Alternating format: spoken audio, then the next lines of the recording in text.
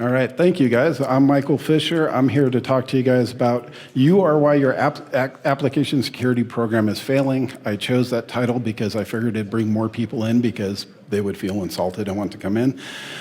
I know we're pressed for time because it was the first one after the keynote, so I've skipped some slides like the Who I Am slide, but I am a former software engineer turned security person. I was reincarnated as a security person after a long life as a software engineer. I currently work for Arctic Wolf. There's some Arctic Wolf people out in the crowd right now. That was your howl? Come on, guys. All right. Yeah. So we have a lot to cover in a very little time, so I didn't want to spend too much time talking about myself. But application security is kind of a new domain that's coming up. So, all right, let's see why it's not moving forward. There we go. But you see it in the news a lot. If you look at this, Log4j, SolarWinds, LastPass, MoveIt, who had to work an incident for any of those? Anybody? Who had to work the application security side for it? How much pain was it? And when you're trying to find Log4j, did you have an easy way of identifying where it was in your environment, or was it exporting Excel spreadsheets, comparing them, doing directory comparisons, or did anybody have a better way of doing that? If you did, come on up, you should do this talk. No, because I didn't have it. But software is the only thing that is the holy grail of engineering at this moment because it's so easy to adapt, it's malleable, you can react, business requirements change, you can write software.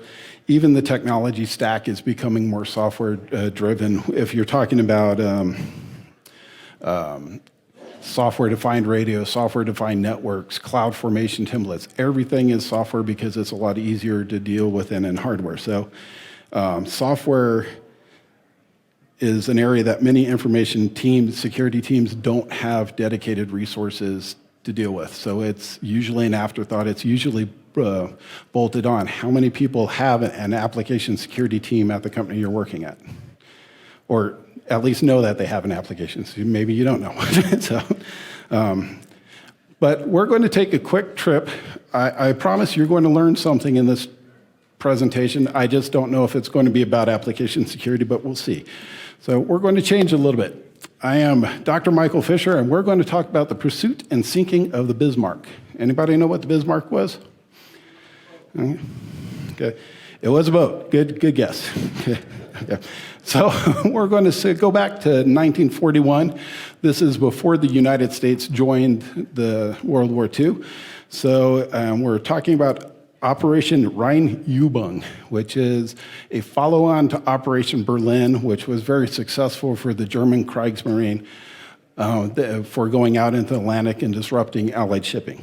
So this takes place between May 19th and May 26th. So, on the German side, we have key players of Admiral Gunther Lütjens, who was the Flottenchef, or the fleet chief, who was in charge of the sortie, Ernest Lindemann, who was the captain of the Bismarck, and Helmuth Brinkmann, who was the captain of the Prinz Eugen. On the English side, we have Admiral John Tovey, who is the admiral of the fleet, Vice Admiral Lance Holland, who is the commander of the Hood and the Prince of Wales, Captain John Leach, who was the captain of the Prince of Wales, and Admiral John Somerville, who was the commander of Force H. So that just sets the stage for what we're going to talk about. The first couple of days weren't very much activity. We're talking about the red box up in the top right corner. On the first day, the British Home Fleet is in Scapa Flow, which is up at the top of the United Kingdom. The Bismarck and the Prinz Eugen depart from Godenhafen, over there on the far right side of the screen. It wasn't a very well-kept secret. Within hours of it setting sail, it was being pursued by a Swedish ship that was in communication with the British forces. But their first goal was to make it up to Denmark so they can prepare for moving out into the Atlantic. As soon as they heard about this, the British dispatched the Hood and the Prince of Wales to head west, so you can see that on the map there. And then the next day, they were done with their preparations for the Germans. They had painted the ship, added camouflage to it, and they decided to leave a little bit early because there was a storm coming in that was going to last for a couple of days, and that would help them get into the Atlantic. Okay, the next couple of days, they were coming up around on top of Iceland, going towards Greenland, trying to get in there. Aerial photographs of the naval base showed that the Bismarck had left, so the home fleet set sail. So they're a day behind the hood, trying to figure out where in that great swath of ocean the Bismarck is going to try to come south. The next day is when things start to get interesting. The Bismarck was coming down between Iceland and Greenland, and the HMS Suffolk, which is a battle cruiser in the British fleet, detected it on radar and started shadowing it. It was joined a little while later by the HMS Norfolk, who made a mistake, came a little bit too close to the Bismarck, and the Bismarck decided to attack them. No damage was done to the British ships, but since the Bismarck was a new ship, the fire from it, the concussion from its main guns, actually destroyed the radar on the Bismarck. So they switched places. The Prince Eugen was now in command, right? The biggest part of the most interesting part of this is the next morning, the sky has cleared up. It was a perfect day for a naval battle. About 6 o'clock in the morning, the Hood and the Bismarck see each other over the horizon. And the British opened fire first, and they targeted the lead ship, thinking that it was the Bismarck. But instead, since they had switched places, it was the Prince Eugen. So they wasted valuable time attacking the wrong ship. The Bismarck did not make this mistake, but they did delay firing back because they thought they could just speed past them because they were a much faster ship. Okay? One of the captain of the Bismarck said, was actually quoted trying to get the Admiraluchans to give him permission to fire back, and said, "I will not let my ship be shot out under my ass." And that's when they decided to engage.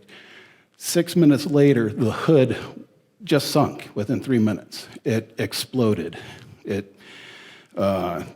There are many theories as to what happened, but all of them have something to do with the magazine at the rear of the ship exploded. Most likely as a shell from the Bismarck came down through the thin deck armor, penetrated the magazine, and caused it to rip in half. So the ship sunk within 3 minutes, and there was only 3 survivors ever taken from it. The Hood, for the past 20 years, had been the largest battleship in the world, not just the British, but in the world. After the Bismarck was larger, and then the Japanese and the Americans produced a lot larger battleships later that year. Okay? The Prince of Wales was then outgunned 2-1 and decided to retreat from it. This caused the captain of that ship to be considered for a court-martial later in the war, but Admiral Tovey stood in front of that and kept it from happening. So after 18 minutes, there was 93 rounds fired from the Bismarck, and it had been hit 3 times and suffered some damages, and the pride of the British fleet was just gone, obliterated.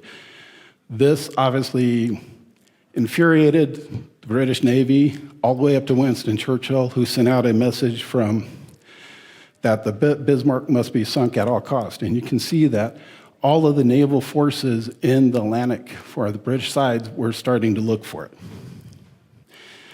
it. They did separate a little bit after this conflict, so the British did not know where they were. They used radio intercepts to determine the course of it, but due to miscalculation of the triangulation, they thought that the Bismarck was trying to make it back into Denmark between Iceland and the Faroe Islands in the middle on the top there. So they spent 7 hours going in the wrong direction because of miscommunication. Later that day, it was decided that the Bismarck was too damaged to continue. It was going to try to make it back to port, but the Prince Eugen, separated from it, continued southwest to try to disrupt Allied forces. And that's where the Prince Eugen leaves our story. So the Bismarck was now all alone. Around 10 o'clock that night, the flights from the Force H on the Ark Royal down in the bottom right corner found the Bismarck and started to engage it, and then realized what they had actually found was the HMS Norfolk and a U.S. Coast Guard cutter that was in the area, and aborted their attack on them, and changed their attack to actually attack the Bismarck. And 7 of 8 torpedoes missed. 1 torpedo hit it, and about midship on the side, and caused minor damage. But it had accomplished what the British needed. They needed the Bismarck to be slowed down. So now the max speed of the Bismarck was 20 knots, and the British were able to close in, but they had to worry about U-boats. Okay? The next day, Admiral Lutyens gives up on trying to make it to where U-boats might be able to help them with some of the U-boats, British forces that are pursuing, and make best efforts to Brest. Now, since we're at SAINTCON, this is the best part. Bletchley Park intercepted some communications, and a Jane Fawcett decrypted it on a Typex machine, which is a kind of Enigma machine. If you hear, a couple of years ago, our badges at SAINTCON were based on the Enigma machine. So this told them exactly where the Bismarck was and exactly where the Bismarck was going. So now they had a lot of forces knowing exactly where to go, and as soon as they had this, they could coordinate their forces and start tightening in on them. So all through the night, including the first action in the military by U.S. military personnel, which was a flight out of Northern Ireland, finding them, they kept on them, kept illuminating, and kept making sure that they were being tracked appropriately. They had one more sortie from the Ark Royal that is actually what caused the death of the Bismarck. They had 2 more successful torpedoes launched to get it. One hit amidship and did minor damage. The second one hit the stern and caused it to start going into a 12-degree turn to port. So it spent the rest of the night circling to the left. Okay. All right. The next day, they're still going in a circle. They are about 400 miles away from protection from the Luftwaffe and U-boats, so there's no support for them. But the British are dangerously low on fuel, so it's a last-ditch effort. Nobody has the will or power to engage in it, but at about 8:43 in the morning, the British forces opened fire on it. By 9 o'clock, the captain and the fleet chief were dead. All of the bridge crew on the Bismarck was dead, except for the XO, who had been in damage control. By 9:30, the damage was so bad on the Bismarck that it could not fight back. Its cannons weren't working, its secondary defenses weren't working, its anti-aircraft wasn't working, it was leaking oil, it was on fire. But it's still, the XO decided to abandon ship, ordered that the ship be scuttled. And at 10 o'clock, the XO was also dead. The Bismarck crew was banning ships. 20 minutes later, the scuttling charges went off, and it took another 15 minutes, and in all, 2,800 shells were fired at the Bismarck to get it to sink. Okay. So now, how many people have this question in their mind right now? All right. Hopefully we can pull this together. We'll see. All right. So it's a bit of a stretch, but obviously security people like to pull from military, right? You have red teams, blue teams, and all that other stuff that we borrow from it. So that's why I went with this, and hopefully it'll work out. So, but military operations require something very important. They require preparation, communication, and coordination. And this is my fundamental belief that why information security teams struggle with application security is they don't start with that. And let's go take a look. Let's take a good look at this. How many people are on blue teams and represent GRC and think that, it's got an ISO 27001 certificate, SOC 2 report, GDPR report, and an SDLC based on NIST, NSA, Enduring Security Frameworks, and the executive order. That sounds like a good company, right? Doing a good job? Anybody recognize SolarWinds? All right, let's try this one. They have the ISO 27001. They have the SOC 2. They have a trustee enterprise privacy certification, a couple APEC certifications, and something called a security and privacy operation controls that lists 5 other certifications that they have. All right, anybody recognize this company? All right, one more. What about this one? This one's bigger. Obviously, we got the Holy Grail. We got the SOC 2 certification in ISO 27001. How many people base their AppSec program off of ISO 27001? Okay, nobody. Cool. All right, good. They have a HIPAA report. That's a new one, but that's healthcare. And then they have some PCI ones, so they're taking credit card data. And they have some crypto stuff. So they definitely are leveling up, doing crypto, right? Anybody heard of Progress Software? Yeah. So obviously what we're doing for security isn't enough, right? All right, we need to prepare. If you look back at what we talked about with the naval historical reference journey that we took, Operation Berlin had been successful, but it had depleted the German resources. Operation Rheinübung was supposed to capitalize on that success. But it was also supposed to begin on the 25th of April, which was a new moon, which back then would have been very helpful for them sneaking into the Atlantic undetected. The business, or the Naval Command, decided that the mission must go on, and it happened a little bit later, even though they really wanted to wait for 3 other battleships to be ready to participate with the Bismarck. One of them was the Tirpitz, a sister to the Bismarck, but it had been delayed in its building and was still undergoing sea trials. I don't know why they didn't wait for 7 more days, because the next 7 days later, May 26th, the day the Bismarck was sunk, was actually a new moon, so that might have helped things out for them too. But is your company ready for an AppSec program? Are you ready to do that? It isn't enough for the security team to want to do it. Engineering has to be a willing participant in this. But much like the Bismarck, conditions won't be perfect, okay? What is an AppSec program for? Okay. This is a good question. It might not be what you think. Some people think it's just protecting the application, but that's no longer sufficient.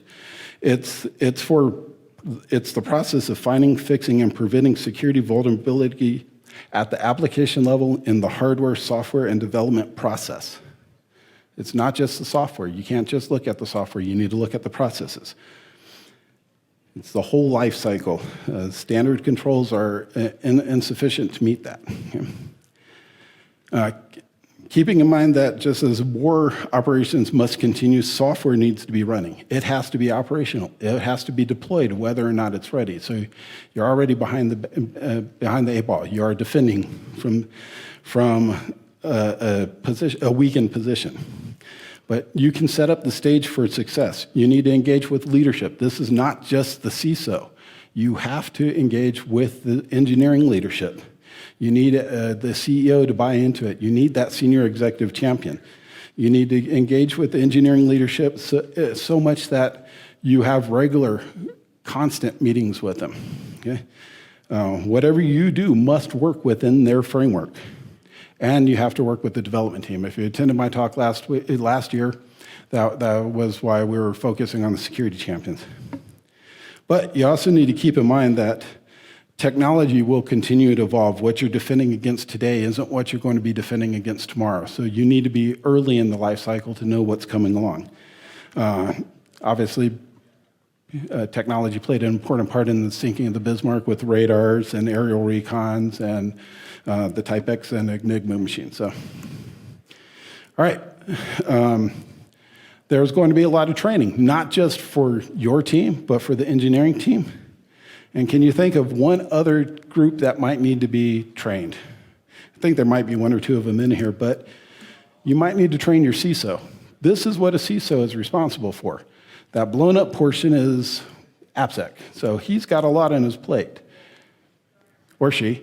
She was smart enough to start a AppSec program, listen to him, lean on him, advise them on what they're doing, let them take some of the heavy battles for you. Let them pave the way with the executive leadership and the engineering leadership. Okay? All right. Okay. Communication is very important. So I mentioned security champions earlier. That's one of the things that we do where I'm at now, to have communications with the individual contributors and the development team.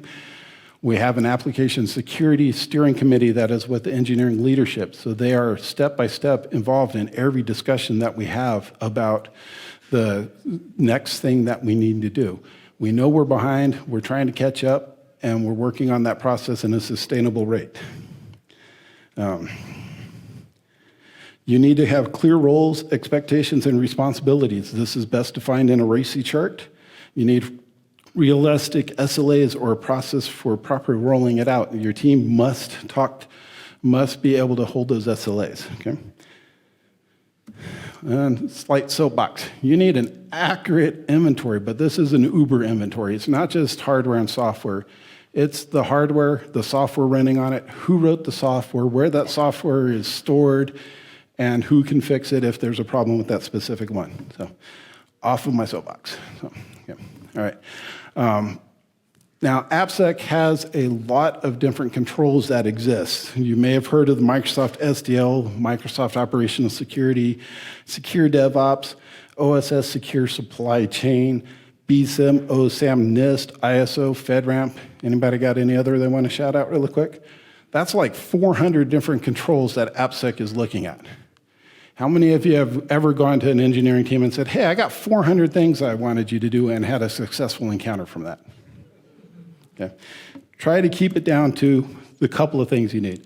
If you don't have an AppSec program, start with the people-oriented ones. Threat modeling, security champions, and SLAs.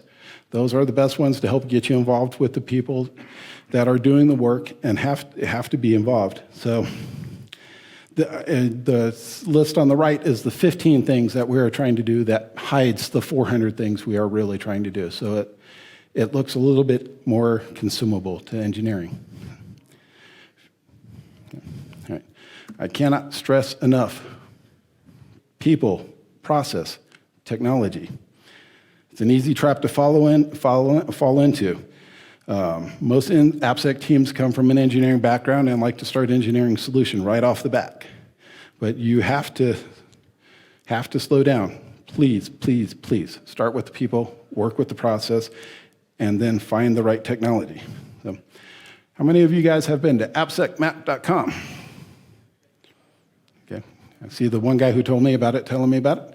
How many of you guys are looking at all this stuff on here and saying, oh, I can do this for that, and looking right at the technology? Please don't go into the light. Work on the process first. Okay. All right. And one more thing, or maybe 5. So if it's not automated, it doesn't exist. If you don't have metrics for it, it doesn't exist. You need to automate your metrics. You need to automate your testing. If it's manual processes, you'll just continue to get further behind. Okay? SLAs, I threw this one on it because it's important. Your partners and counterparts need to agree to your SLAs. If your SLAs that the GRC department has pushed out says, we will fix our highs in this, our mediums in this, and our lows in this, and engineering is operating under, we'll fix criticals, you are not going to successfully pass audits. Okay? You're not going to have a secure system. Okay? Generative AI, this one's here because this is the year of generative AI. I don't think they would have let me present without it here, but you need to get on top of it. It can help you and it can kill you. My personal stance on generative AI is it's as good as what it is learned on, so that's Gigo in my opinion. And last time I checked, the internet was full of a lot of garbage. So generative AI is great, it is helpful, but you need to be careful and you need to consider the legal consequences of plagiarism, because that's all generative AI does is read something and regurgitate it. Okay? More often than not, your decision in AppSec will be what is the least bad choice so that we continue to push this. You need to get used to that. There is no perfect world. Okay? All right. And then you need to sweat the small stuff. How many people are engaged with sales calls or have heard from them? You have this minor annoying problem on this website because you don't have your X-frame header on it. Everybody's heard that one, right? And how many salespeople, GRC people, AppSec people, and engineers does that take? It's usually a lot cheaper just to fix it. And if you fix it, you change the culture. By sweating the small stuff, you think about security is very, very, very important. And you start to have the culture that you need. And that all begins, again, with people, process, and technology, in that order. Okay. Any questions? Did the history thing work or not? I'll ask a question. Did it? I don't have a question, but I just want to congratulate you on the most strategic use of the word butthole. I worked hard on that one. Yeah. All right. Well, thank you very much. I'll be here if you do have questions. Yeah.